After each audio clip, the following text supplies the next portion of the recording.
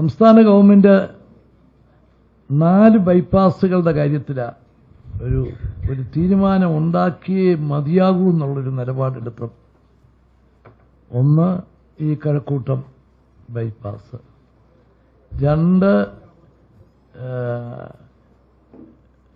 ബൈപ്പാസുകൾ കൊല്ലവും ആലപ്പുഴയും, 4ാമത്തത് കോഴിക്കോട്.